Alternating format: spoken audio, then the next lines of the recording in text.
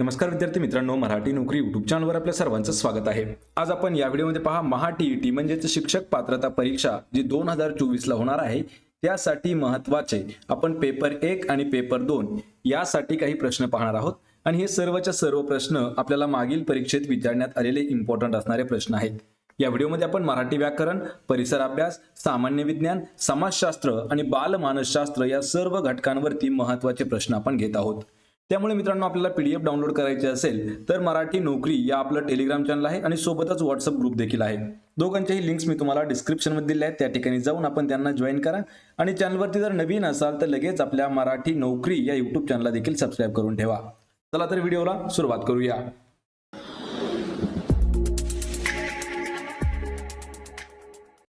तर पहा, आपला प्रश्न आहे, मुलांनी आज्ञा पाळावी या वाक्यातील मुलांनी हा शब्द कोणत्या विभक्ती प्रकारात येतो? मित्रांनो, प्रश्नाचं जर उत्तर येत असेल तर 3 ते 5 सेकंदामध्ये आपण प्रत्येक प्रश्नाचं उत्तर हे कमेंट करून देण्याचा प्रयत्न करा, म्हणजे आपलं मॉक टेस्ट याच व्हिडिओमध्ये होऊन जाईल। मुलांनी आज्ञा पाळावी या वाक्यामधील मुलांनी हा जो शब्द आहे हा कोणत्या विभक्ती प्रकारात येतो? तर या प्रश्नाचं उत्तर होईल पर्याय क्रमांक 3, तर तृतीय विभक्तीमध्ये येतो। कारण दिलेलं जे वाक्य आहे या वाक्यामध्ये मुलांनी या शब्दाला तृतीयेचा कोणता प्रत्यय आहे, तर नी हा जो प्रत्यय आहे हा तृतीयेचा आहे, तो लागलेला आहे, म्हणजेच हे जे आहे विभक्ती ती तृतीय आहे। पर्याय क्रमांक 3 आपलं या प्रश्नाचं उत्तर होईल। यानंतरचा प्रश्न आहे, पशु पक्षी या शब्दाचा समास ओळखायचा आहे। पहा, पशु पक्षी या शब्दाचा समास। मित्रांनो, आपल्याला समास हा जो घटक आहे खूप महत्त्वाचा घटक आहे। पहा, त्यामुळे आपण हा प्रश्न घेतलेला आहे आणि या सर्वचे सर्व प्रश्न आपल्याला प्रीवियस क्वेश्चन पेपर मधील घेतलेले आहेत। तर पशुपक्षी या शब्दाचा समास कोणता आहे? तर हा समास आहे ऑप्शन क्रमांक 2, इतरेतर द्वंद्व समास। यामध्ये महत्त्वाचे काय पॉइंट्स आहेत पहा, तर यामधील सामासिक शब्दाचा विग्रह करताना आणि व यापैकी एखादे उभयान्वयी अव्यय वापरले जाते। म्हणजे हा जो पशु पक्षी शब्द आहे यामध्ये पहा, पशु पक्षी, पशु व पक्षी किंवा पशु आणि पक्षी यामध्ये आणि व वापरलं जातं, म्हणून हा जो आहे हा इतरेतर द्वंद्व समास आहे। पर्याय क्रमांक 2 आपलं या प्रश्नाचं योग्य उत्तर होईल। यानंतरचा प्रश्न आहे, सहवास विषयक प्रेरणा खालीलपैकी कोणत्या प्रेरणेचे घटक आहेत? पहा, सहवास विषयक प्रेरणा ही जी आहे हे कोणत्या प्रेरणेचे घटक आहेत? तर या प्रश्नाचं योग्य उत्तर असेल ऑप्शन क्रमांक 3, तर सामाजिक प्रेरणाचे घटक आहेत। पहा, सहवास विषयक प्रेरणा यामध्ये प्रेरणेचे प्रकार कोणते कोणते आहेत पहा, शारीरिक प्रेरणा, व्यक्तिगत प्रेरणा आणि सामाजिक प्रेरणा। त्यापैकी सर्वात पहिल्यांदा आपण शारीरिक प्रेरणा पाहूया। खाणे, पिणे, झोप, विश्रांती, तापमान नियंत्रण इत्यादी शारीरिक किंवा आंतरिक गरजा असतात, त्या शारीरिक प्रेरणेमध्ये येतात। व्यक्तिगत प्रेरणा म्हणजे पहा, कृती, पुनरावृत्ती, यश व अपयश, अभिरुची, प्रतिष्ठा मिळवणे व जीवनविषयक ध्येय गाठणे हे व्यक्तिगत प्रेरणा आहेत। यामध्ये सामाजिक प्रेरणामध्ये 2 भाग पडतात पहा, त्यामध्ये कोणता आहे पहिला, सहवास विषयक प्रेरणा। यामध्ये सुरक्षा, परालंबित्व, समाज मान्यता, जोडीदाराची गरज, मूल्य यांचा समावेश होतो सहवास विषयक प्रेरणेमध्ये। आणि प्रतिष्ठा विषयक प्रेरणेमध्ये श्रेष्ठत्व, सत्ता, स्थैर्य इत्यादींचा समावेश होतो। म्हणजेच ऑप्शन क्रमांक 3 आपलं या प्रश्नाचं योग्य उत्तर होईल। यानंतरचा प्रश्न आहे, द्विनाम पद्धती या वर्गीकरणाची पद्धत खालीलपैकी कोणत्या शास्त्रज्ञाने शोधून काढली आहे? पहा, द्विनाम पद्धती। मित्रांनो, हा प्रश्न आपल्याला 2013 ते 2021 पर्यंत 4 वेळा प्रश्न विचारण्यात आलेला आहे। प्रश्न हा जशाच तसा विचारण्यात आला होता। द्विनाम पद्धती ही जी आहे ही कोणी शोधून काढली? तर ही शोधून काढली पहा, कार्ल लिनियस यांनी। ऑप्शन क्रमांक 2 आपलं या प्रश्नाचं योग्य उत्तर होईल। यानंतरचा प्रश्न आहे, तेथे काय घडले मला सांगता येणार नाही या अधोरेखित सर्वनामाचा प्रकार आपल्याला ओळखायचा आहे। यामध्ये काय हा जो शब्द आहे हा अधोरेखित केलेला शब्द आहे आणि या सर्वनामाचा प्रकार कोणता आहे हे आपल्याला सांगायचं आहे।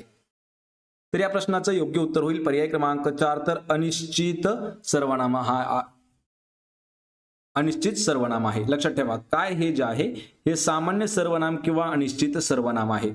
सामान्य सर्वनाम किंवा अनिश्चित सर्वनामामध्ये कोण आणि काय हे घटक येतात। पहा, कोण आणि काय।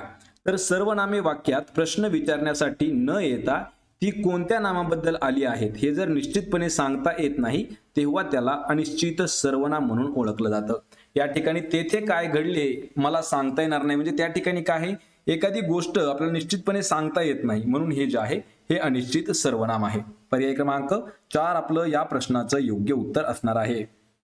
यानंतरचा प्रश्न आहे, जमिनीत आत घुसलेल्या सागराच्या निमुळत्या होत जाणाऱ्या भागाला काय म्हटले जाते? हा प्रश्न आपल्याला भूगोलावरती विचारण्यात आलेला आहे. पहा मित्रांनो, खूप महत्वाचा हा प्रश्न आहे. जमिनीत घुसलेल्या सागराच्या निमुळत्या होत जाणा भागाला काय म्हटलं जातं?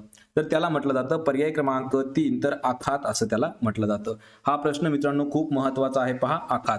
तर उपसागर म्हणजे काय? लक्षात ठेवा, किनारपट्टीच्या आत गेलेल्या सागराच्या लहान भागास उपसागर असे म्हणतात. नंतर काय आहे? सामुद्रधुनी. तर दोन मोठ्या जलाशयांना जोडणाऱ्या पाण्याच्या चिंचोळ्या भागाला सामुद्रधुनी असं म्हणतात. आणि या ठिकाणी तिसरा आहे पहा, खाडी. तर खाडी म्हणजे काय? तर भरतीचे पाणी नदीच्या मुखात जिथपर्यंत आत शिरते तेवढ्या नदीच्या भागाला खाडी असं म्हणतात. यामध्ये उपसागर, सामुद्रधुनी आणि खाडी ह्या 3 व्याख्या पाहिल्या. आणि आखात म्हणजे काय? तर जमिनीत आत घुसलेल्या सागराच्या निमुळत्या होत जाणाऱ्या भागाला आखात असे म्हणतात. ऑप्शन क्रमांक 3 आपलं या प्रश्नाचं उत्तर होईल. यानंतरचा प्रश्न आहे, दोन छोटी वाक्य उभयान्वयी अव्ययांनी जोडताना कोणत्या विरामचिन्हाचा वापर केला जातो? पहा, दोन छोटी वाक्य ज्यावेळी उभयान्वयी अव्ययांनी जोडताना कोणतं विरामचिन्ह वापरलं जातं? मित्रांनो, सर्वात महत्वाचा प्रश्न आहे. या ठिकाणी आपल्याला सरळ सरळ व्याख्या देखील विचारलेली आहे. तर तेव्हा वापरलं जातं अर्धविराम. पर्याय क्रमांक 2 आपलं उत्तर होईल. तर लक्षात ठेवा, अर्धविराम हा जे चिन्ह आहे हे अशा पद्धतीचं असतं. ज्यावेळी दोन छोटी वाक्य उभयान्वयी अव्ययाने जोडताना अर्धविराम जे आहे हे चिन्ह वापरलं जातं. पर्याय क्रमांक 2 आपलं या प्रश्नाचं उत्तर होईल. यानंतरचा प्रश्न आहे, राज्यसभा निवडणूक लढविणाऱ्या व्यक्तीने वयाची किती वर्ष पूर्ण केली असणे गरजेचे आहे? म्हणजे प्रश्न सरळ सरळ विचारला आहे की राज्यसभेची निवडणूक लढवायची असेल तर व्यक्तीचं वय किती वर्ष पूर्ण असावे लागेल? तर या प्रश्नाचं उत्तर होईल पर्याय क्रमांक 4 तर 30 वर्ष कंप्लीट असणं गरजेचं आहे. लक्षात ठेवा, राज्यसभेसाठी किती आहे? 30 वर्ष. आणि यामध्ये अजून महत्वाचे काय घटक आहेत? तो व्यक्ती भारताचा नागरिक असावा, मानसिकरित्या तो निरोगी असावा आणि वयाची 30 वर्ष त्याने पूर्ण केलेली असावेत. ह्या महत्वाची 3 त्यासाठी अटी आहेत. आणि वय लक्षात ठेवा किती असणं गरजेचं आहे? तर 30 वर्ष. पर्याय क्रमांक 4 आपलं या प्रश्नाचं अचूक उत्तर होईल. यानंतरचा प्रश्न आहे, भारतामध्ये पहिली आपत्ती व्यवस्थापन योजना खालीलपैकी कोणी जाहीर केली होती? मित्रांनो, हा प्रश्न लेटेस्ट आहे पहा, आणि करंट अफेअर्सचा प्रश्न देखील आपण त्याला म्हणू शकतो, कारण हा आपल्याला 2016च्या परीक्षेमध्ये सुद्धा विचारण्यात आला होता. तर भारतामध्ये पहिली आपत्ती व्यवस्थापन हे जे आहे योजना कोणी जाहीर केली किंवा जाहीर कोणी केली? तर नरेंद्र मोदी यांनी जाहीर केलेली आहे. या ठिकाणी महत्वाचे पॉइंट्स या प्रश्नाचे पाहून घेऊया. भारतामध्ये पहिली आपत्ती व्यवस्थापन योजना श्री नरेंद्र मोदी यांनी जाहीर केली आहे. 1 जून 2016 रोजी भारताचे माजी राष्ट्रपती प्रणव मुखर्जी यांनी भारताची आपत्ती व्यवस्थापन योजना सुरू केली, जी आपत्ती निवारण, शमन आणि व्यवस्थापनासाठी सरकारी संस्थांना मदत आणि दिशा प्रदान करण्याचा प्रयत्न करते. पण जाहीर कोणी केली आहे? पहा, नरेंद्र मोदी यांनी. पर्याय क्रमांक 1 आपलं या प्रश्नाचं योग्य उत्तर होईल. यानंतरचा प्रश्न आहे, शालेय अध्यापनाचे प्रतिमान म्हणजेच model school of learning dash यांनी शोधून काढलेले आहे. हा प्रश्न खूप मित्रांनो इम्पॉर्टंट आहे पहा. तर शालेय अध्यापनाचे प्रतिमान त्यालाच इंग्रजीमध्ये काय म्हटलं जातं? मॉडेल स्कूल ऑफ लर्निंग हे कोणी शोधून काढलं? उत्तर आहे पर्याय क्रमांक 4 जॉन बी कॅरोल यांनी शोधून काढलेला आहे. यांच्याविषयी महत्वाचे काही पॉइंट्स आपण या व्हिडिओमध्ये पाहणार आहोत. पहा, जॉन बी कॅरोल यांचे प्रभुत्व अध्ययन विषयक प्रतिमाने कोणकोणती आहेत? तर पहा, जे बी कॅरोल यांनी मॉडेल स्कूल ऑफ लर्निंग हे प्रतिमान मांडले आणि यामध्ये काही खालील गोष्टींचा समावेश होतो. यामध्ये काही महत्वाच्या गोष्टी आहेत. त्या गोष्टी कोणकोणत्या आहेत? पहा, उत्तम अध्यापन अध्ययन, अध्यापन रचना मांडणी, अध्ययन करण्यास योग्य वेळ, अध्ययनात सातत्य व चिकाटी, तसेच योग्य अध्ययन क्षमता, योग्य मार्गदर्शन करून अपेक्षित वर्तन बदल घडवून आणणे, हे यामध्ये महत्वाच्या गोष्टी त्यांनी सांगितलेल्या आहेत. मॉडेल स्कूल ऑफ लर्निंग हे कोणी शोधून काढलं? जॉन बी कॅरोल यांनी. कधी कधी आपल्याला प्रश्नामध्ये जर विचारलं तर फक्त कॅरोल नाव येईल किंवा जे बी कॅरोल असं देखील येईल. ऑप्शन क्रमांक 4 आपलं या प्रश्नाचं उत्तर होईल. यानंतरचा प्रश्न आहे, आपल्या सर्वांसाठी प्रतिष्ठा आणि न्याय हे घोषवाक्य डॅश यांचे आहे किंवा डॅश आहे. लक्षात ठेवा, महत्वाचा हा प्रश्न आहे. पहा, आपल्या सर्वांसाठी प्रतिष्ठा आणि न्याय हे घोषवाक्य डॅश आहे. तर या प्रश्नाचं योग्य उत्तर होईल पर्याय क्रमांक 3 तर मानवाधिकारीचा वैश्विक जाहीरनामा जो आहे त्यामध्ये या वाक्याचा समावेश आहे किंवा मांडण्यात आलेला आहे. आणि 10 डिसेंबर 1948 रोजी वैश्विक जाहीरनामा जो आहे तो मांडण्यात आलेला आहे. या जाहीरनाम्यामध्ये एकूण 30 कलम दिलेली आहेत. पर्याय क्रमांक 3 आपलं या प्रश्नाचं योग्य उत्तर होईल. यानंतरचा प्रश्न आहे, व्यक्तिभेद लक्षात घेऊन शिक्षकांनी अध्यापन पद्धतीत इष्टते बदल केले पाहिजेत, याचं मुख्य कारण काय आहे? या ठिकाणी मित्रांनो हा प्रश्न इम्पॉर्टंट आहे. आपल्याला 2013 आणि नंतरच्या 2 वेळा परीक्षेमध्ये हा प्रश्न विचारण्यात आलेला आहे. व्यक्तिभेद लक्षात घेऊन शिक्षकांनी अध्यापन पद्धतीत इष्ट बदल केले पाहिजेत, कारण काय? तर या प्रश्नाचं उत्तर होईल पहा ऑप्शन क्रमांक 4. तर वरील सर्व कारण आहेत. वरील सर्व म्हणजे काय पहा, मुलांची बौद्धिक पातळी भिन्न असते, मुलांची आकलन शक्ती भिन्न असते, प्रत्येक विद्यार्थ्याला कृतीनुसार प्रगती करण्याचा अवसर मिळेल. हे जे तीनही बदल आहेत हे करणं गरजेचं आहे. म्हणजेच ऑप्शन क्रमांक 4 आपलं योग्य उत्तर होईल. यामध्ये महत्त्वाचा पॉइंट पहा, तर विद्यार्थ्यांमध्ये शारीरिक, बौद्धिक, व्यक्तिमत्व अभिरुची, सृजनशीलता इत्यादी भेद अनेक कारणांनी निर्माण होतात. त्यामुळे वेगवेगळे भेद शिक्षकांनी जाणून घेऊन योग्य प्रकारचे शिक्षण देणे हे आवश्यक असते. आणि व्यक्तिभेद लक्षात घेऊन शिक्षकांनी अध्यापन पद्धतीमध्ये इष्टते बदल केले पाहिजेत. कारण याचे काय काय आहेत, हे 3 त्याचे मुख्य कारण आहेत. म्हणजेच ऑप्शन क्रमांक 4 आपलं उत्तर होईल.